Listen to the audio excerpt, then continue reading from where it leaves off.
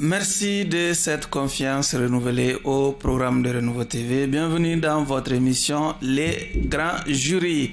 Celui qui comparaît devant nous ce soir, il est le président de l'Alliance pour la République ou l'APR, si vous voulez, le parti des perroquets.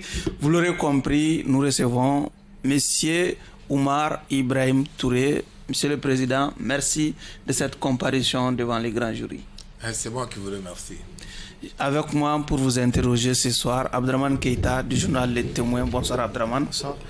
Bruno Djito Segebeji du journal Mali Horizon. Bonsoir Bruno. Bonsoir.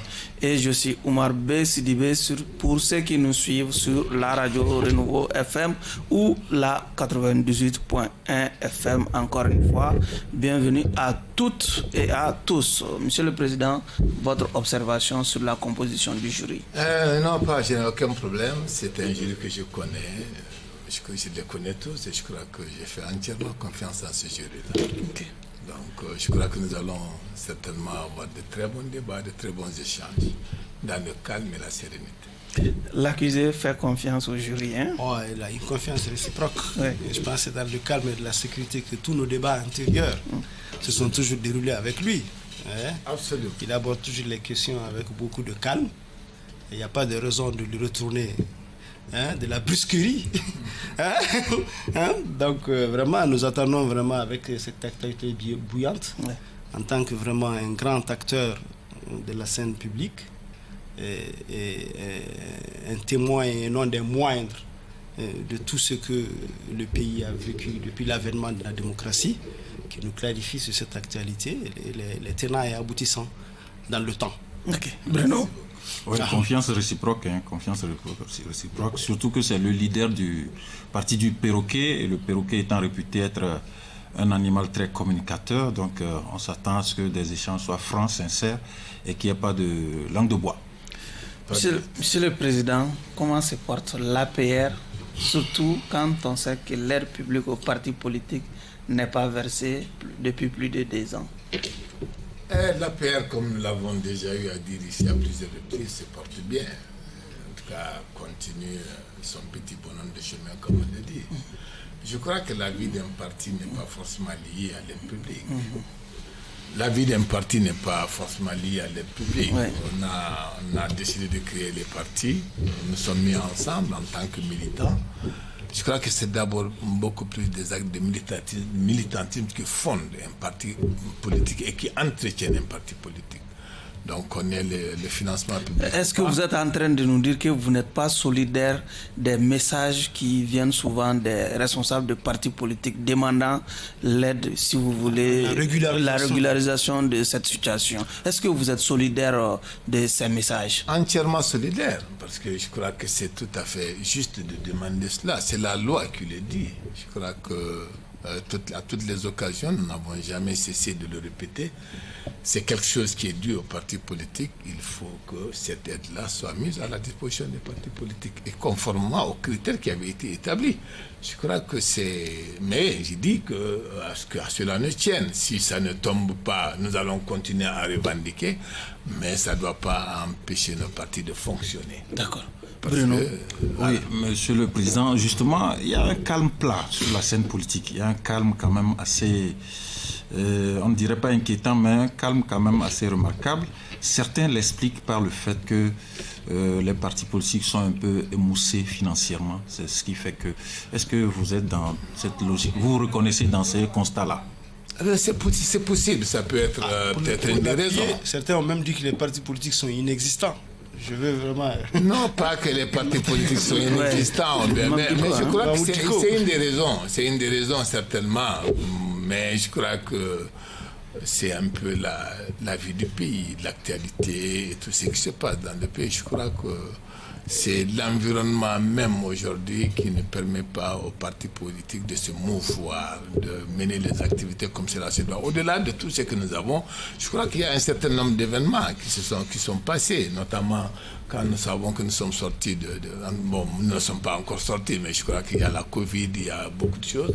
Depuis 2 ans, vraiment, les activités sont vraiment au ralenti. Mais Je ne crois pas que ce soit forcément parce qu'on n'a pas de financement. Est-ce qu'il y a aussi la peur? Est-ce qu'il y a aussi la peur? Vous avez évoqué l'environnement de la transition. Est-ce qu'il y a aussi la peur? Parce qu'on sent que beaucoup de leaders ménagent le président de la transition au détriment du Premier ministre souvent. Est-ce qu'il y a une peur par rapport à la scène politique? Non, moi je crois que ce n'est pas forcément la peur, c'est tout simplement des positions adoptées par les partis politiques. Je crois qu'aujourd'hui tout le monde sait qu'une transition est toujours difficile, donc on ne doit pas ajouter aux difficultés de la transition. Il s'agit tout simplement de... Mais monsieur le ministre, certains leaders politiques sont contraints à l'exil aujourd'hui. Ça, c'est une autre paire de manches, parce qu'en réalité, je crois que quand on a affaire certainement à la justice, et bien quand on a... je crois que mieux vaut affronter la justice que d'aller. Mais vraiment, c'est un débat dans lequel je ne rentre pas. Ils ont leurs raisons. D'accord. Des raisons qui leur ont conduit à aller à l'extérieur. Est-ce que vous avez parlé d'environnement? Vous avez parlé d'environnement. Est-ce qu'aujourd'hui, l'environnement est propice au courage de faire face à la justice? Est-ce que nous avons une justice appropriée pour ceux que vous demandez aux gens? Vous dites qu'il vaut mieux affronter la justice que d'aller. Mais est-ce qu'aujourd'hui l'environnement est approprié pour qu'on affronte avec sérénité la justice? Je crois l'avoir dit lors de mon dernier passage ici. Faisons confiance à notre justice. Cette justice-là est animée par des Maliens qui savent qu'ils ont le devoir de rendre la justice au nom du peuple et sans être sous l'autorité de quelqu'un. J'en suis convaincu, moi. J'en suis convaincu. Que la justice malienne est indépendante? J'en suis convaincu dans cette situation, dans nous l'environnement, avons des hommes et des femmes qui animent la justice malienne. Monsieur le ministre, qui sont dignes de confiance. La justice... Ils sont dignes de confiance. Terminé, allez-y. Oui. Alors, donc, moi, quand je l'ai dit, mais j'ai rappelé qu'ici, ici, je l'avais déjà dit, j'ai dit, faisons confiance à notre justice. C'est vraiment le seul commentaire que je peux Allez-y, faire. Bruno. Maintenant, le reste, c'est des extrapolations. Monsieur le ministre, faisons confiance à notre justice. Absolument. Vous le ressassez, faisons confiance à notre justice. Et ce discours-là, des proches de feu Soumaïlou Boubé Maïga ne pourraient pas le tenir. Est-ce que vous pouvez les regarder en face pour leur dire cela? Faisons confiance à notre justice. Vous savez, il ne faut pas qu'on personnalise les choses. Le cas de Soumaïlou Boubé Maïga, c'est un cas. Je crois que je ne suis pas, sur cette tribune-là, ou bien à ce niveau, je ne souhaite pas rentrer dans certains détails. Mais je crois que vous, journalistes, vous avez la possibilité d'approfondir cela et de savoir exactement comment les choses se sont déroulées. Le reste, franchement, je crois que nous allons laisser le temps juger. Et l'histoire retiendra ce qu'elle doit retenir. Allez-y. Bon, monsieur le ministre, il n'y a pas longtemps de cela, bien peut-être même longtemps de cela, vous faisiez le choix d'accompagner cette transition. Vous avez quitté un camp pour ce faire, pour afficher ouvertement votre soutien. Est-ce qu'aujourd'hui vous avez des motifs de satisfaction de la façon dont les choses se sont déroulées depuis que vous avez fait ce choix? J'ai fait le choix d'accompagner la transition comme pratiquement toute la classe politique. Moi, je n'ai pas vu un parti politique qui dit qu'il ne va pas accompagner la transition, qu'il ne se bat pas pour la réussite de la transition. Parce que tous les partis n'ont pas les mêmes motifs et les mêmes motivations. C'est pourquoi nous demandons vos motifs de satisfaction. Moi, ma motivation, c'est seulement le Mali. C'est la motivation. Ma motivation, c'est le Mali. Les motifs de satisfaction qu'ils vous ont donné par rapport à vos attentes quand vous et particulièrement que la sécurité du Mali s'améliore. Également que nous puissions avoir un chronogramme. Aujourd'hui, même s'il y a eu beaucoup de retard pour l'élaboration de ce chronogramme, au moins aujourd'hui nous avons un chronogramme. Je crois qu'il y a une volonté aujourd'hui d'aller vers la fin de la transition. Et je crois que ça me donne satisfaction. Okay. Que ça pour le reste, puisque non, pour le reste, je crois qu'il y a beaucoup de choses. On ne peut pas rentrer dans un bilan de la transition. D'autres viendraient faire le bilan peut-être, mais moi je crois qu'il y a des points qui me paraissent importants. On est tenté de dire, après la publication de ce chronogramme que vous brandissez comme motif de satisfaction, mais tout ça pour ça, puisqu'on vient d'acquérir la levée des sanctions de la CEDEAO, alors que le même chronogramme aurait pu intervenir depuis longtemps. Est-ce qu'on n'a pas perdu du temps pour rien. Est-ce qu'on n'a pas perdu du temps pour laisser souffrir les populations? Non, vous savez, ce n'est pas qu'on a perdu du temps pour rien. Je crois qu'on aurait pu, je suis d'accord avec vous, je le concède, qu'on pouvait peut-être avoir ce chronogramme plus tôt. Mais compte tenu de tout ce que les pays traversaient, je crois qu'il est bon également que les questions soient mises sur la table, discutées de façon approfondie avec nos partenaires. Je crois que quel que soit ce on peut dire, avec la CEDEAO, la CEDEAO même devait continuer le dialogue avec le Mali. Parce que le Mali était déjà dans une situation très fragile. C'est connu de la CEDEAO. Je crois que tout ça devait amener la CEDEAO à comprendre le cas spécifique du Mali. Qu'on discute sérieusement. Mais quelque part, ça pouvait donner aux autorités de la transition de comprendre les difficultés du pays et d'alléger les choses en lâchant du lest plutôt que prévu. En réalité, je crois que lâcher de l'est, c'était possible. C'était possible. Mais je crois que le plus important, c'est qu'aujourd'hui, nous puissions déjà avancer sur un certain nombre de questions. Okay. Mais sinon, ce n'était pas facile.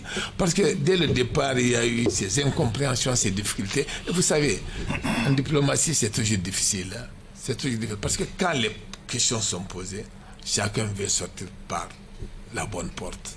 D'accord. Et personne ne veut donner l'impression. Dans ce cas-ci, on peut dire que les partis ont fait de la rigidité et de la raideur pour rien. Non, je ne crois pas. Je ne crois pas que c'est là. Parce qu'en réalité, quelque part, autant on peut considérer qu'il y a eu un certain nombre de faiblesses, un certain nombre de lenteurs, mais quelque part également, nous gagnons quand même vraiment en dignité, en honneur. Je crois que vous allez me dire que ça ne nourrit pas le peuple, mais dans tous les cas, je crois que c'est extrêmement important. Monsieur le ministre, il y a moins d'un mois, le Mali s'est doté d'une nouvelle loi électorale. Quelles sont les avancées et les faiblesses contenues dans cette nouvelle loi électorale? Moi, je crois que la principale avancée de cette loi qui n'a pas visiblement l'assentement du gouvernement de Dr Choguel Kokala Maïga. Est-ce qu'il y avait une raison pour ça, de ne pas avoir l'assentiment? Non, je crois qu'en réalité, il faut qu'on relativise les choses. Oui. La loi électorale a été élaborée par le gouvernement, qui était dans son rôle d'élaborer et de faire passer cette loi-là, en Conseil des ministres, ce qui a été fait. Oui. Et la loi, elle est sur la table du Conseil national de transition. Maintenant, au Conseil national de transition également, de jouer sa partition. Je crois que ce sont des institutions qui se complètent. Moi, je ne vois pas ça en ces termes-là, que le gouvernement ne se reconnaît pas dedans. Le gouvernement lui-même l'a dit. Ils l'ont carrément dit. C'est ça, c'est pas... J'ai compris que Madame la ministre l'a dit. Elle s'est trompée. Elle n'aurait pas dû dire... Je l'ai écouté, je ne viens pas donner des appréciations la concernant ici. Vous pensez que c'était une maladresse? Bon, vous savez, ne me faites pas dire ça. Allez-y. On se connaît, je crois que déjà en parlant, vous comprenez ce que je vais dire. Je n'ai pas besoin de rentrer dans les détails. En tout cas, les membres du jury qui sont là, Abdraman particulièrement et lui, et Bruno, ils savent ce que je ressens et ce qu'eux-mêmes ne ressentent. Mais les téléspectateurs, malheureusement, ne le savent pas. Mais je crois que tout simplement ce qu'il faut dire. Oui. Il y a une loi qui a passé, qui a été envoyée au CNT. Le CNT a le devoir, parce que d'analyser cette loi, mais surtout, le CNT a également, dans ses attributions, la possibilité d'amender la loi. Ouais. Le CNT plutôt a fait l'exercice qu'il fallait. Et finalement, après avoir écouté tout le monde, y compris nous, tout le monde a été écouté, nous avons donné notre point de vue sur la loi. Et je crois qu'aujourd'hui, la loi qui est adoptée, c'est la loi du Mali, comme on l'a dit. C'est une loi consensuelle, finalement. La loi a été promulguée, c'est une loi, à mon avis, consensuelle. Je crois que nous devons passer à autre chose. Allez-y, Bruno. Et ça, le plus important. Ne restons pas dans les débats de personne. Parce que si on continue ces débats-là, c'est le Premier ministre Choguel. Sauf c'est le gouvernement qui a suscité ces débats, monsieur le ministre. Monsieur le ministre. Je crois que je n'ai pas entendu le Premier ministre sur la question. Monsieur le ministre, vous aviez lancé, je crois, vers octobre 2021, un regroupement politique. Mais avant d'arriver à ça, vous me permettez. Allez-y, par rapport aux élections. Oui, sur les avancées, quoi, Bruno, s'il vous plaît. Une question m'a été posée sur la loi électorale. On m'a dit quelles sont les avancées. Moi, je crois que la principale avancée, à mon avis, c'est que cette loi-là consacre la création de l'autorité indépendante de gestion des élections. On peut continuer le débat dessus, parce qu'il y a eu tellement de débats sur cette question, depuis combien de mois ou bien même d'années, il y a un débat. Mais aujourd'hui, je crois que c'est acté, c'est important. Il s'agit maintenant, franchement, d'avancer. Il y a également d'autres avancées que nous avons dans la loi. Peut-être que je ne vais pas tous les énumérer ici. Ma question touche justement ce point-là. Allez-y. La CRD, l'Alliance citoyenne pour la République et la démocratie, lors de votre première sortie, vous félicitez, j'allais dire, vous glorifiez même de l'exigence de la mise en place de l'organe unique des élections. Il se fait que la loi électorale, la nouvelle loi électorale qui vient d'être adoptée, remet en selle le ministère de l'administration territoriale. Parce que dans vos sorties, dans vos explications et par soutien au Premier ministre, vous vouliez que le ministère de l'administration territoriale n'intervienne pas aussi, dans un rôle aussi important dans l'organisation des élections.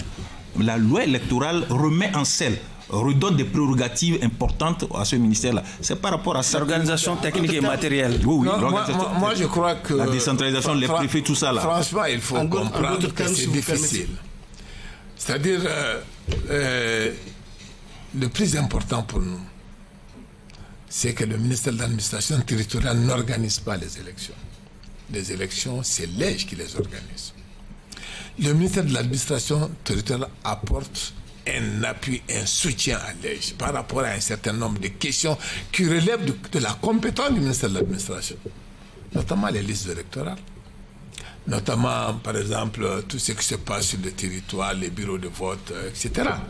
Je crois que ça c'est l'organisation matérielle. Non, ce n'est pas une organisation matérielle. Non, l'organisation matérielle, après ça, je crois l'autorité de tutelle des gouverneurs, des préfets. Ils n'organisent pas le scrutin. Ils organisent le processus électoral. Ils sont là-dedans quand même aux états préliminaires. En apportant un appui technique. Parce qu'en réalité, c'est ce que nous demandons. En apportant un appui là où l'EJ n'est pas suffisamment implanté pour le faire. C'est ça le fond du problème.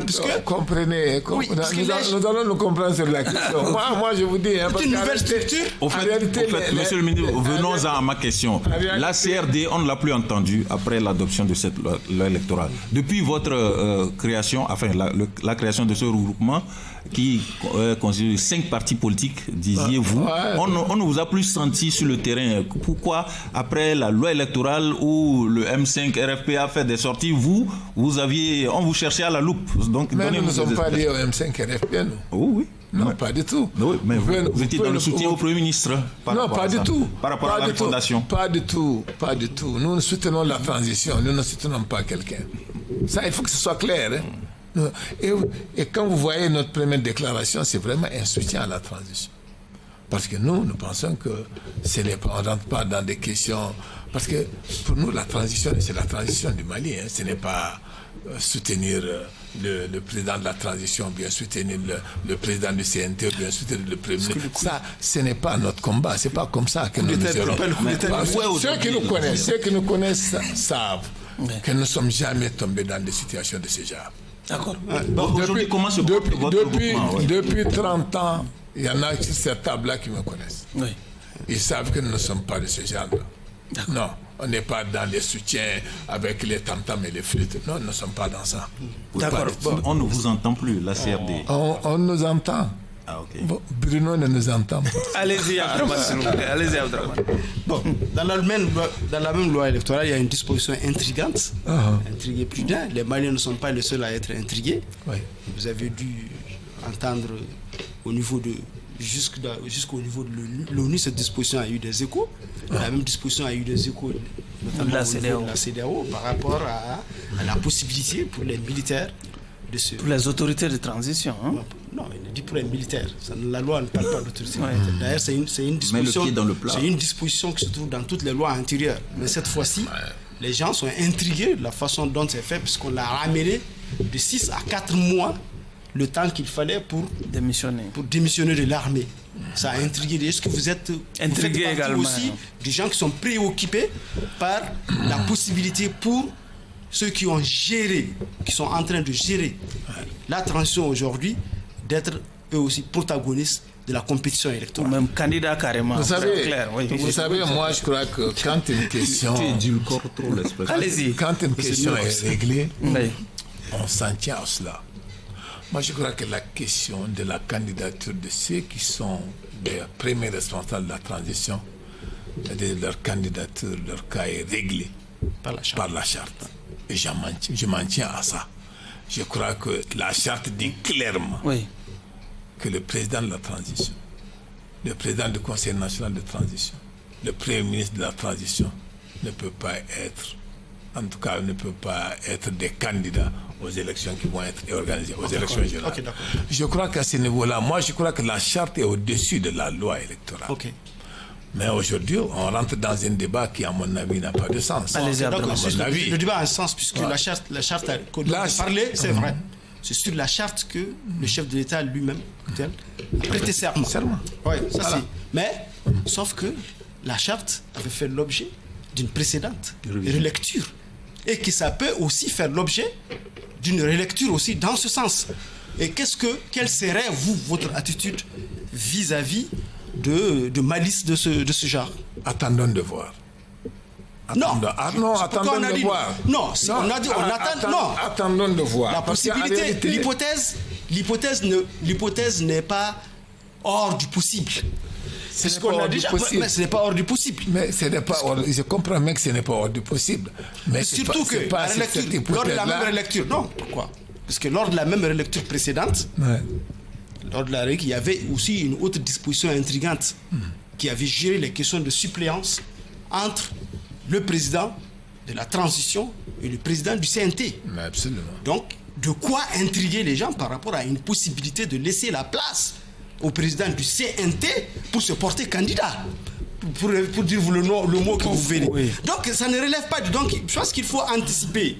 Même par rapport à la durée de la transition, nous avons essayé dans ces débats-là d'anticiper. Les gens ont refusé, ils disent attendons de voir.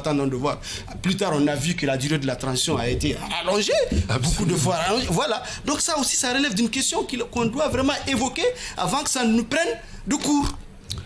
Bon, moi je crois que vraiment je m'en tiens d'abord à ce qui est dans la charte.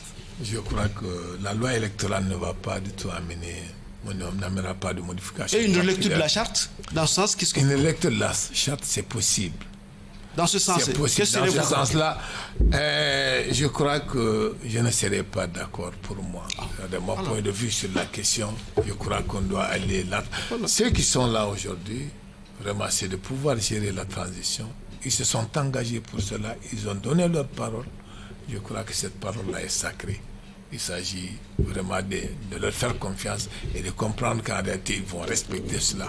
Ils vont respecter leur engagement et ils vont comprendre qu'aujourd'hui, il s'agit d'organiser tout simplement les élections et de pouvoir passer des témoins à quelqu'un. Quitte à eux maintenant, peut-être dans 5 ans, dans 10 ans, bon, de revenir s'ils veulent le faire. D'accord. Abdelrahmane faisait tout à l'heure allusion à la levée des sanctions qui étaient prises contre le Mali. Ces sanctions ont été levées, mais avec un goût inachevé, puisque les sanctions individuelles ont été finalement maintenues. Déjà, est-ce que vous pensez que cela pourrait changer quelque chose dans la donne? Le plus important, c'est de lever les sanctions économiques et financières et d'ouvrir les frontières. Ça, c'est un pas extrêmement important. Parce que les populations ont beaucoup souffert. Le Mali également a souffert de l'isolement. Pendant combien de temps nous étions dedans? Je crois qu'on pensait qu'on allait pouvoir tenir. Disons les choses clairement. Franchement, les populations ont souffert. Véritablement souffert. Et particulièrement le secteur privé. Nous savons que rien ne bougeait. Pourtant, le gouvernement disait qu'il avait un plan de riposte. Et le gouvernement aussi a souffert. Oui. Parce qu'avec le gel des avoirs, de tout ce qu'il y a au niveau des différentes banques, la BCEAO, etc., vraiment, c'était difficile. Vous voyez vous-même. En fait, l'État fonctionne avec 15% du budget. Je crois que c'est quand même difficile. Même si le gouvernement a réellement son plan de riposte, je ne connais pas le plan de riposte. Je pensais d'ailleurs... Peut-être qu'il n'a pas été appliqué. C'est une faiblesse. Ça n'a jamais existé. S'il y a une faiblesse, c'est que je souhaitais, moi, en tout cas, dans des cas comme ça, quand on a des cris de ce genre, le gouvernement prépare son plan de riposte et le plan de riposte est mis à la disposition de tout le monde. C'est-à-dire toutes les actions qui doivent être menées dans le temps pour affronter les sanctions doivent être sur des populations. Je crois qu'en ce moment, non seulement à la fin, on saura comment affronter les choses. Mais franchement, moi, je n'ai pas vu, en tout cas, ce plan-là. Le plan de riposte, essentiellement, ce qu'on a vu, c'est comment contourner les sanctions à aller vers les ports de Conakry et de Nouakchott. Monsieur le Président, moi, je reviens par rapport à la question de... Ce n'est pas seulement ça. Je crois qu'il y a eu beaucoup de choses. Oui, ce que l'opinion a pu voir... Moi, je ne suis pas d'accord seulement qu'il faut aller seulement vers le port de Conakry. Ce que l'opinion a pu... Ce qui est certain, on paye les litres de carburant à un prix raisonnable. Parce qu'il y a des subventions. Ce qui est certain, l'énergie du Mali également est subventionnée. Il y a beaucoup de choses. Les produits de première nécessité sont subventionnés. Ça, je suis sûr de ça. Mais je dis seulement la faiblesse, c'est de ne pas avoir tout cela compilé dans un document qui peut être accessible à tout le monde. Peut-être pour ne pas le mettre à la portée de l'adversaire également que le gouvernement a su. C'est possible. Allez-y. Je reviens à ma question. Sinon, il y a par rapport à la question de l'éventualité de la candidature des dirigeants de cette transition, vous aviez parlé que vous avez confiance à ce que les autorités respectent leur engagement. Absolument. Les premiers engagements de cette transition, c'était la période de 18 mois qui n'avait pas été respectée. Vous, acteurs politiques, en créant d'ailleurs la CRD, vous aviez apporté le soutien au gouvernement pour dire que c'est les questions sécuritaires qui ont fait que le délai de 18 mois n'a pas pu être respecté. Comment, si ces premiers engagements sur la période de 18 mois n'ont pas pu être respectés, comment pouvez-vous gager aujourd'hui que les autorités de la transition vont respecter leur engagement de ne pas être candidats aux prochaines élections? Non, ils vont le faire. Ils vont le faire, ils le feront pour le Mali parce qu'ils respectent quand même le peuple malien, ils respectent le Mali. Oui, moi je n'ai pas de doute sur ça. Oui, je crois qu'ils vont le faire. Si jamais... Et puis maintenant, pour vous dire, pour revenir à la durée de la transition. Pour revenir à la durée de la transition. Vous dites, nous, notre position a toujours été claire. Je crois l'avoir dit également ici. Nous étions de ceux-là qui disaient dès le départ qu'il faut mettre en adéquation les problèmes à régler, c'est-à-dire le contenu et le contenant. Parce que nous savions déjà au départ qu'il y a beaucoup de choses, il y a beaucoup de questions à régler. Et ce n'était pas évident. D'accord. Mais asseyons-nous, mettons toutes les questions sur la table et nous allons en parler. Maintenant, je crois que cela n'a pas été fait, mais reconnaissons également que la transition dans sa marche a connu également des difficultés. D'accord. On a fait 9 mois. On a fait 9 mois. On est arrivé à un changement d'attelage. Et là aussi, avec ses conséquences, certainement. Allez-y, voilà. Monsieur le ministre, il a abordé la question de la levée des sanctions. Il a bel et bien dit que c'était vraiment une sanction en demi-teinte. Est-ce que vous avez une levée en demi-teinte? En demi-teinte. Une levée en demi-teinte. Est-ce que vous avez une explication à cela, au fait que, selon vous, quelle interprétation faites-vous du fait qu'on a retenu les sanctions individuelles? Parce que la CEDEAO veut toujours continuer à mettre la pression. À mettre la pression sur les dirigeants. Je crois que c'est un peu ça. Mais moi, je crois que le plus important est... Voyez-vous qu'ils sont un peu plus... ils sont un peu moins optimistes que vous par rapport au respect de durée. Non, ce n'est pas par rapport à la durée que la CEDEAO l'a fait. Non. Je crois que tout simplement, comme la CEDEAO avait dit diplomatiquement, que les sanctions vont être levées de façon progressive. Il faut choisir. Et en choisissant, ils ont levé les sanctions les plus draconiennes contre le peuple malien. C'est ça le plus important. Maintenant, les sanctions individuelles, je crois que ça, bon, gèle des avoirs et tout ça, des gens qui n'ont même pas des avoirs à l'extérieur, on va geler quoi? Bon, l'interdiction du voyage. Vous le savez qu'ils n'ont pas d'avoirs extérieur. Bon, moi je crois. Vous présumez qu'ils n'ont pas d'avoirs. Quand vous parlez de pression, c'est les maintenir. L'une des conditionnalités pour lever les sanctions, c'était le chronogramme électoral. Vous avez vu le contenu du chronogramme. Pensez-vous que le chronogramme est faisable dans le temps imparti? Je crois que j'ai déjà réagi à cette question-là ailleurs. Pour moi, avec tout ce qui a été mis dans le chronogramme, ce n'est pas tenable. Dans le temps imparti. Dans le temps imparti. C'est mon point de vue. Ce n'est vraiment pas tenable. Alors, je crois que c'est pour là que j'ai dit, allons à l'essentiel. L'essentiel, c'est quoi? L'essentiel pour moi, c'est les réformes qu'il faut et les élections générales. Et quand je parle d'élections générales, c'est vraiment les législatives et la présidentielle. Tout le reste, on peut attendre. Et le référendum? Y compris le référendum. Y compris il faut la le mettre de côté? Non, pas mettre le référendum. C'est-à-dire pour le référendum, il faut forcément revoir la Constitution. Oui. À partir du moment où, à mon avis, la loi électorale a été adoptée, sur la base vraiment déjà de l'existant, de la Constitution qui est en cours, bon, je ne vois pas, même si quelque part il a été désigné, mis en place une commission de rédaction de la Constitution, même si par ailleurs également les assises nationales ont recommandé l'écriture d'une nouvelle Constitution, je crois qu'à partir du moment où nous avons la loi électorale maintenant qui a été votée et promulguée, en se référant à la Constitution en cours.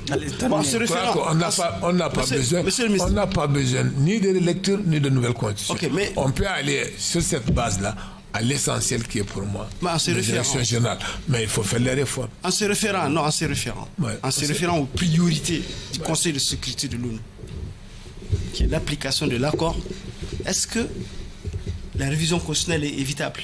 Puisque on ne peut pas appliquer l'accord tel qu'ils le veulent en satisfaisant aux exigences de l'autre partie, telles que par exemple la création par exemple d'une seconde chambre qui nécessite la révision de la Constitution.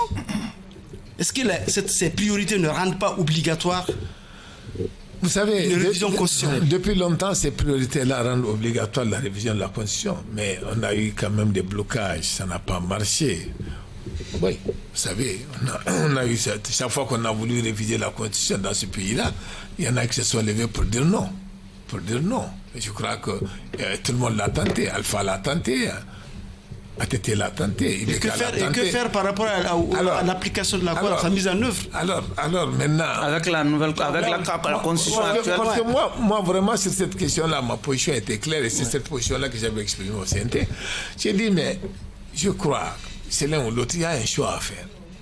Le premier choix, c'est que si nous décidons, conformément aux recommandations des assises, d'écrire une nouvelle constitution, on met tout de côté, on met toutes les réformes de côté, on écrit une nouvelle constitution. Et tous les autres textes-là vont être élaborés, c'est-à-dire selon en cohérence ou bien en relation avec la constitution. Mais si on adopte une loi électorale, alors, allez-y. On veut encore écrire une nouvelle constitution. Cela veut dire quoi? On va écrire une nouvelle constitution, on a la loi électorale, on est obligé de revoir la loi électorale.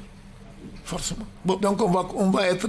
C'est pour moi une sorte de perte. Mais la loi, prenons la loi électorale. Oui. Est-ce que la loi électorale est adaptable? Cette loi électorale est adaptable au nouveau découpage territorial? Découpage à réorganisation territoriale. Puisqu'il faut, ça aussi, ça demande du temps. Vous le savez, les gouverneurs s'expriment un peu partout, les gens sont nommés. Mais est-ce que vous pensez que le temps imparti permet mais c'est ce que j'ai dit. Cette loi électorale. Cette même loi électorale. Mais c'est ce que j'ai dit. Moi, j'ai dit le chronogramme quand j'ai vu le chronogramme, avec toutes les réformes qui y sont contenues, avec le chronogramme des élections qui est dedans, j'ai dit, mais c'est difficile. Ce n'est pas tenable. D'accord. C'est le partenariat, ça c'est ma position. Ça n'a rien à voir peut-être avec la position de mon regroupement, peut-être parce qu'on n'a pas eu de réunion autour de la question. Mais moi, mon point de vue, c'est que je... Allez-y Bruno, s'il vous plaît. Non, il y a quelque chose que je ne comprends pas. Oui. Vous pensez que le chronogramme n'est pas tenable, oui. mais quand même, vous avez confiance en les autorités de terminer la durée dans les 24 mois. Les 24 mois, le temps imparti. Non, je le dis pourquoi, parce qu'en réalité, quand le ministre de l'administration a convoqué le cadre de concertation, tout ce qui est dans le chronogramme, il nous a dit que c'est à titre indicatif. Allez-y. Les débats ne sont pas fermés. Allez-y, Bruno. Les débats ne sont pas clos sur la question. Peut-être que demain, nous allons nous asseoir pour dire, voilà, alors, allons à l'essentiel, mettons ces élections-là de côté, on va... Monsieur le Président de l'APR, toujours par rapport à cette loi électorale, parmi les griefs qui ont été invoqués pour justifier ou bien pour expliquer cette crise-là, on a parlé du problème des élections. Les élections il y a toujours la contestation, les crises post-électorales. Est-ce que vous pensez sincèrement, puisque je suppose que vous avez suffisamment parcouru la loi électorale, est-ce que cette loi électorale qui vient d'être adoptée permet d'avoir de bonnes élections, ou bien des élections acceptables? Vous savez, ce n'est pas la loi. La loi, elle est bien élaborée, elle est bien faite. Ce sont les hommes qui doivent l'appliquer. Parce que c'est surtout ça. Le problème, c'est chez nous, en République du Mali, ce ne sont pas... Donc cela veut dire que vous êtes sceptique par rapport aux prochaines élections? Pas du tout. Pas du tout. Puisque les hommes demeurent les mêmes. Non, les hommes ne demeurent pas les mêmes. Parce que pour l'âge, on est obligé, on va voir. On va identifier les hommes qu'il faut. Je suppose que vous ne savez pas déjà ceux qui vont constituer l'âge. Avec les critères, moi je ne connais pas, avec les critères qui sont dégagés dans vraiment la loi, je crois qu'on va avoir les personnes qu'il faut. L'administration territoriale... l'administration, vous mettez l'administration là où elle a son rôle à jouer. Non, elle a son rôle à jouer et c'est bien connu. C'est vraiment technique. C'est vraiment un rôle d'appui. Il faut bien revoir relire la loi. Vous allez comprendre la mission qui est confiée au ministère de l'Administration. C'est différent de tout ce que les gens se racontent dans les grains, ainsi de suite. Non. Aujourd'hui, vous pouvez parier qu'il n'y aura pas de crise post-électorale? Si la loi est appliquée correctement avec les hommes qu'il faut, il n'y aura pas de crise. D'accord. Monsieur le ministre, le mandat de l'aménagement vient d'être renouvelé sur fond de protestation des autorités de la transition. Est-ce que vous comprenez déjà les réserves formulées par les autorités de la transition contre la nouvelle mission, le nouveau mandat de l'aménagement? Je comprends parfaitement les réserves formulées par le gouvernement de la République du Mali. C'est en toute souveraineté, en toute responsabilité que ces réserves-là ont été portées. Maintenant, au fur et à mesure, je crois que malgré tout, le Conseil de sécurité l'a adopté. En réalité, avec les réserves que nous avions formulées. Mais je crois que dans l'application, certainement, sur la base des échanges, du dialogue qui va exister entre nous et les Nations Unies, certainement les angles seront arrondis. Parce qu'en réalité, les questions ne sont pas des questions fermées. Vous savez, et c'est tout à fait normal que quelque part à la tribune des Nations Unies ou bien au Conseil de sécurité, qu'on attire l'attention du Conseil de sécurité sur des points qui ne sont pas des points acceptables pour le gouvernement du Mali. Maintenant, sur la base des échanges, certainement, ça va évoluer. Pour le moment, je suis d'accord. Dans le sillage de ce débat, une phrase aurait échappé à la bouche du ministre des Affaires étrangères espagnol qui n'exclurait pas l'intervention de l'OTAN au Mali, ce qui a valu une demande d'explication formulée par le ministre des Affaires étrangères. Je crois que ça, c'est en marge de la tenue du sommet de l'OTAN que cette phrase-là... Je parle du sillage de... Mais moi, je crois qu'à partir du moment où il a démenti qu'il ne l'a pas dit. Je crois que c'est acté aujourd'hui qu'il ne l'a pas dit, même s'il est... Est-ce qu'il n'a pas trahi un secret? Les doutes persistent. Oui. Mais j'avoue que c'est inquiétant. Ça doit être même préoccupant. C'est de la bouche de... C'est vérifié de la bouche du ministre des Affaires étrangères d'Espagne, du Royaume d'Espagne qui a accueilli le sommet de l'OTAN. Une telle déclaration, en tout cas, sortait. Je crois que... C'est inquiétant. C'est inquiétant. Ça doit nous préoccuper. Monsieur le ministre, vous dites parce que j'ai dit, quand ils font des déclarations de ce genre, c'est un avertissement. Ça, c'est mon point. Vous dites que vous comprenez l'État quand il refuse, quand il a des réserves, même pas seulement des réserves, il a présenté, mais ils ont carrément dit qu'ils ne vont pas appliquer la résolution. Et d'abord, on en est à s'interroger quels sont les moyens qu'un État a pour défier la supranationalité à ce point. Hein? Ça, c'est pour défier les Nations Unies. Non, la supranationalité. En termes clairs, quoi. Ouais, mais pour la gouverner. Non, mais c'est clair. C'est comme ça que les spectateurs moyens. Ouais, écoutez, les téléspectateurs ne vous ont jamais dit qu'ils ne comprennent pas ce qu'on dit. Allez-y, Abdraman, s'il vous plaît. Vous pensez que c'est les téléspectateurs moyens qui suivent? Allez-y, Abdraman, s'il vous plaît. Donc voilà, voyez le défier autant Les Nations Unies. Les Nations Unies. Le Conseil de sécurité. Ouais, qui ont quand même des prérogatives supranationales, si vous voulez. C'est dans de deux, qu'est-ce qui peut amener un État à refuser des enquêtes indépendantes des Nations Unies? Est-ce qu'il est sur les droits des hommes, sur la base sur les droits de l'homme, sur la base de, il dit, le ministre des Affaires étrangères dit, de l'affirmation des prérogatives régaliennes. Quand on sait que les mêmes prérogatives régaliennes sont assurées par les mêmes Nations Unies en l'absence de l'État ailleurs sur le terrain, c'est eux qui assurent beaucoup de besoins sociaux qui reviennent normalement à l'État malien. Mais par les ONG. Voilà. Pourquoi? Qu'est-ce qui peut amener un État à refuser des enquêtes indépendantes sur des violations, ou bien des présumées violations de... Si l'État n'a pas confiance en les enquêteurs, il émet des réserves. Il n'a pas confiance. Oui. À la neutralité. C'est pour ça que j'ai dit. Pourquoi demander alors le renouvellement du mandat? Non, on peut accepter le renouvellement du mandat, c'est différent de venir faire des enquêtes. Et c'est pour ça que j'ai dit, pour les points de réserve, ce sont des points de réserve qui peuvent être levés, en mon sens, sur la base d'échanges et de discussions. Parce que ce n'est pas figé. En tout cas, c'est mon point de vue. Je crois que peut-être... en quoi des enquêtes indépendantes peuvent susciter la méfiance de l'État, ne pas avoir confiance? Non, pourquoi? Parce que à quoi ça peut aboutir qui puisse vraiment... Des rapports, des faux rapports peuvent être élaborés. Des rapports partisans peuvent être élaborés. Donc il faut faire beaucoup attention. On ne peut pas faire confiance comme ça. Il faut quelque part qu'on ait la certitude que ceux qui viennent, ils sont véritablement indépendants et neutres, et qui peuvent mener non seulement les enquêtes et donner les résultats qu'il faut de façon objective. Monsieur le ministre, et c'est ça. À vous entendre. Mais je suis convaincu d'une chose, que ces observations qui avaient été faites peuvent être levées au fur et à mesure, c'est-à-dire avec la diplomatie. Ça peut être levé. Ça à va vous être levé. entendre, excusez-moi, on a comme l'impression d'être avec le Malien de Bagadadji. Est-ce que les jours de l'aménagement sont comptés? Malien de Bagadadji. Oui, qui sont prêts à dire que l'aménagement doit dégager, comme ils le disent. Est-ce que les jours de l'aménagement sont comptés? Je crois que... Selon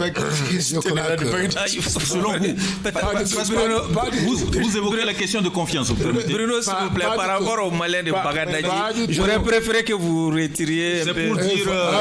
C'est pour dire la couche populeuse. En français simple, c'est pour dire que la couche populeuse qui peuvent dire par un claquement de doigts, on peut mettre l'aménagement dehors. Le ministre, il est touré, il est de Bagadadji. Non, c'est juste une expression. Non, sans aucune discrimination. Mais en réalité... C'est juste pour prendre un quartier populaire. Non, en réalité, je crois que l'aménagement, ces choses ne sont pas comptés. L'aménagement va partir, mais va partir selon les règles. Suivant les règles, moi je crois bien. C'est mon point de vue. Monsieur, vous avez évoqué la question de confiance. C'est pour dire non, que mais j'ai dit la question de confiance pour moi, c'est quand on va envoyer des enquêteurs. Ce sont ces enquêteurs-là. Qui vont venir. Et ces enquêteurs-là qui peuvent ne pas bénéficier de la confiance de nos autorités. Mais ce sont des enquêteurs de l'aménagement. Ils auraient pu attendre. Non, ils auraient pu attendre. Ce n'est pas parce qu'ils sont des enquêteurs de l'aménagement qu'ils sont blancs. Pour récuser. Non, ils auraient pu attendre pour récuser les enquêteurs. Mais le principe même qui a été refusé de faire des enquêtes indépendantes, c'est le principe même qui a été rejeté. Ce n'est pas une question de... Ça va se régler par voie diplomatique, certainement. D'aucuns disent déjà que ce nouveau mandat de l'aménagement est voué à l'échec avec ce refus catégorique exprimé par le gouvernement malien. Non, je crois que non. La mission ne va pas être vouée à l'échec. C'est le terrain qui va commander le reste. Si l'aménagement ne peut pas se mouvoir comme elle l'entend. Mais la ministre va pas se mouvoir. Le gouvernement dit ne plus être responsable de la protection de la sécurité de l'administration en l'absence de Barkhane qui le faisait. C'est entre les déclarations et ce qui s'est fait, il y a vraiment... je ne sais pas, c'est pas un fleuve, mais il y a quand même beaucoup de choses. Vous avez suivi vous-même, quand il y a eu les dernières tueries, vous avez constaté quand même les véhicules de la ministre sur le terrain, accompagnant, bien transportant même des officiels maliens. Je crois que la collaboration, ça ne peut pas s'arrêter comme ça. D'accord. Non, pas du tout. Abdraman, pour votre dernière question. Votre dernière question, je suis vraiment dans l'embarras, il y a beaucoup de choses à faire. Vous voyez, avec le chronogramme, la loi électorale, on suppose quand même que la voie est toute dégagée pour lancer la compétition électorale. Absolument. Est-ce que, au niveau de votre parti, vous êtes en train de travailler pour une candidature propre? Qu'est-ce que vous attendez par candidature propre? Une candidature de votre parti à la prochaine présidentielle. La paire. Candidature interne. Candidature interne, intrinsèque. Je comprends bien, candidature interne. Interne. Est-ce que vous êtes en train de travailler à ça? Et quels sont les moyens aujourd'hui dont vous disposez réellement, politiques, dont vous disposez en termes d'implantation et d'influence sur le terrain pour mener à bien vos ambitions pour justifier votre candidature, si elles existaient? Vous savez, un parti politique, c'est pourquoi? Un parti politique est créé pourquoi? C'est nous qui posons les questions ici. Oui, je dis ça, vraiment, il le sait. Il le sait, il le sait. Il l'a écrit plusieurs fois. Alors, c'est pour la conquête du pouvoir, par les voies démocratiques. Alors, le pouvoir, c'est quoi? Donc vous serez candidat à la prochaine élection présidentielle en termes clairs? Pas moi. Candidature interne. Pas moi. L'APR va avoir son candidat. Okay. Mais ne dites pas que c'est Oumar Ibrahima qui va être le candidat. Mais l'APR va avoir son candidat. Il n'y a pas de doute. D'accord. Nous travaillons à ça. Quels sont les moyens? Nous travaillons à ça. Les moyens seront déclinés au fur et à mesure et vous le verrez. Allez-y, Bruno. Monsieur le Président, certains acteurs politiques ne cessent de murmurer qu'il faut aujourd'hui insuffler un sang nouveau au gouvernement. Certains le disent, vous êtes acteur politique. Est-ce qu'aujourd'hui, votre thermomètre permet d'apprécier comme quoi il faut un nouveau gouvernement pouvant aller vers les élections? Vous savez, moi je crois que cette question a été réglée par les Assises nationales de la refondation, qui a demandé non seulement d'ouvrir le CNT, mais d'ouvrir également le gouvernement. Je crois qu'il s'agit seulement de l'appliquer. Aujourd'hui, on est sorti des sanctions. Je crois qu'il y a moins de pression, vraiment. Et le président de la transition, certainement, va penser vraiment à appliquer cette recommandation importante des Assises nationales. Donc aujourd'hui, vous estimez qu'il faut un nouveau gouvernement, un réaménagement de l'attelage? Non, moi je ne sais pas. Ça, ce sont les prérogatives du président de la transition. Mais je dis seulement que en tout cas, ce qui est constant, c'est qu'il y a une recommandation forte des assises pour ouvrir le gouvernement, de ne plus maintenir le gouvernement à 25 membres. Même la charte, même la relecture de la charte. Même le Conseil national de transition, c'est de porter le Conseil national de transition à 147 membres. Même certains leaders parlent de Premier ministre qui est politique et qu'il faut un Premier ministre neutre, dans les guillemets. Parce que le Premier ministre ne soit pas politique. Avec tous les clivages actuels qu'il y a entre la classe politique et le gouvernement actuel autour de la loi électorale, que ce gouvernement est encore habilité à organiser des élections aujourd'hui qui seront acceptées partout. Vous savez, en tout cas, ce que je vous dis, je crois que moi je ne rentre pas dans les débats, c'est pas question de tête, quoi. Moi je dis, non, c'est pas question de tête, c'est pas la tête de quelqu'un que je cherche. Moi je dis tout simplement qu'aujourd'hui, le président de la transition a les prérogatives, soit de maintenir son toujours il a ses prérogatives. Non, mais c'est bien, mais il faut qu'on le rappelle.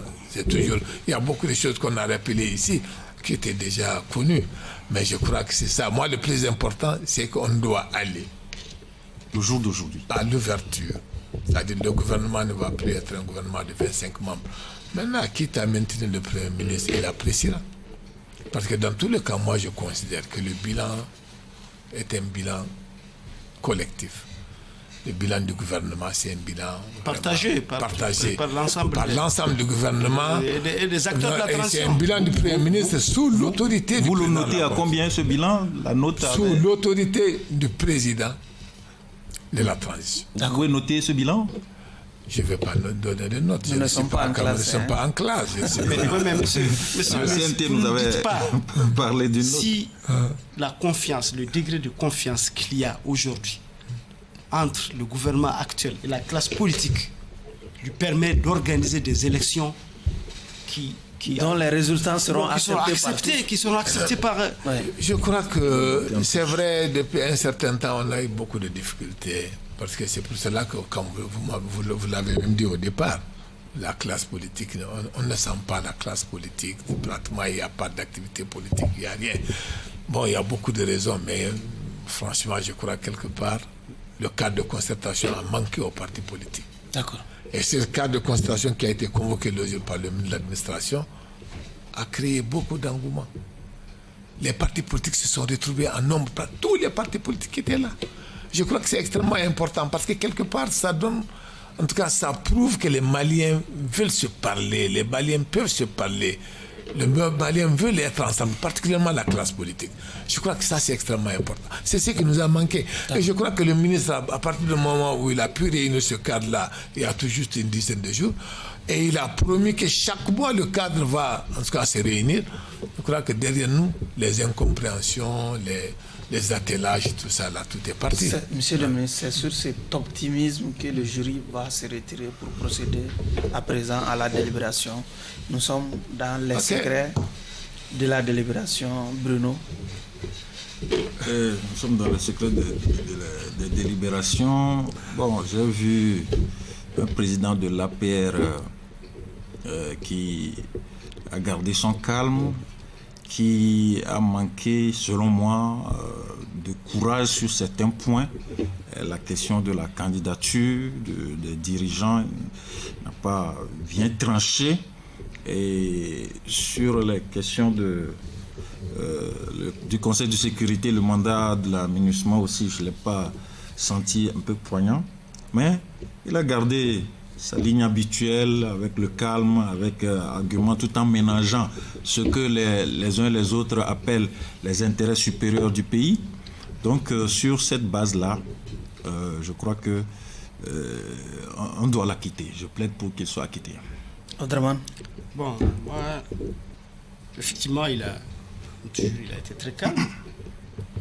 Et il a été beaucoup plus subtil que calme d'ailleurs, puisque par rapport à beaucoup de questions, il a botté en touche, et il faut le reconnaître. Il m'a pratiquement émerveillé en disant clairement qu'il ne sera pas d'accord que les acteurs de la transition actuelle soient candidats, protagonistes de la compétition à venir. Mais j'aurais souhaité vraiment retrouver la même franchise par rapport à d'autres questions sur lesquelles il a choisi d'observer de la retenue, de marcher sur les œufs, pas à mes dépens, mais aux dépens des téléspectateurs qui veulent avoir voir plus de clair la position de leurs acteurs, de leurs politiques sur certaines questions. Donc voilà, vraiment, moi je suis, par rapport à cela, je suis un peu dubitatif, un peu perplexe. Et je pense qu'il peut être libéré sous caution. En attendant, puisque j'ai l'impression que les acteurs politiques aujourd'hui sont plus dans les calculs par rapport à la situation actuelle, par rapport aux jeux politiques à venir. Ils ont pris de l'avance. Donc il est difficile de leur retirer quelque chose aux grandes dames du droit des téléspectateurs et de vos auditeurs à l'information et à des informations beaucoup plus claires, et aux grandes dames de leur droit à la position des gens qui animent la scène politique. Très bien. Au bénéfice de ce développement, j'ai la faiblesse de m'aligner derrière la proposition faite par Bruno, même si Abdraman ne le dit pas clairement, il ne plaide pas forcément pour une condamnation de l'accusé. Libéré sous caution. Bien entendu. Donc le jury, Monsieur le Président, a décidé de vous libérer des liens de l'accusation. Par caution. Conséquent, vous êtes acquitté. La caution, vous avez une proposition de... C'est laissé à votre discrétion, Monsieur le Président. Si vous acceptez vraiment qu'il soit libéré... Malheureusement, j'ai la faiblesse de ne pas prononcer. Oui, j'ai la faiblesse. Si vous en avez, hein. Le président est trop indulgent. Oui. Bon, donc on va s'aligner derrière cette indulgence. Ok. Vous êtes acquitté. Votre dernier mot. Ok, merci beaucoup. Je crois que franchement, avant de quitter, je dois vous dire, peut-être qu'on peut ne pas me comprendre sur un certain nombre de points, mais je ne retiens rien. Tout ce que j'ai dit ici, ce n'est pas des choses préparées à l'avance, bien sur lesquelles je n'ai pas pensé à ces questions-là. Mais je vous dis exactement ce que je pense. C'est ce qui sort de mon cœur. Donc, vous pouvez être rassuré. Peut-être qu'on aura l'occasion d'en débattre dans d'autres circonstances. Mais franchement, je vous ai dit ce qui peut être pour moi vraiment ma ligne à moi. Ok. Franchement. Ainsi. Alors, cela dit vraiment de vous remercier. Vous remercier sincèrement pour l'invitation qui m'a été faite. Et je crois que c'est des espaces extrêmement intéressants, importants. En tout cas, et vous souhaitez également bonne et heureuse fête de Tabaski par anticipation. Mais saluer l'ensemble de vos téléspectateurs pour terminer. Ok. Merci beaucoup. Ainsi prend donc fin ce numéro de votre émission Grand Jury qui recevait comme invité Monsieur le ministre Oumar Ibrahima Touré, président de l'Alliance pour la République. Nous nous joignons à l'invité pour vous souhaiter par anticipation bonne fête de Tabaski à tous les musulmans à travers le monde.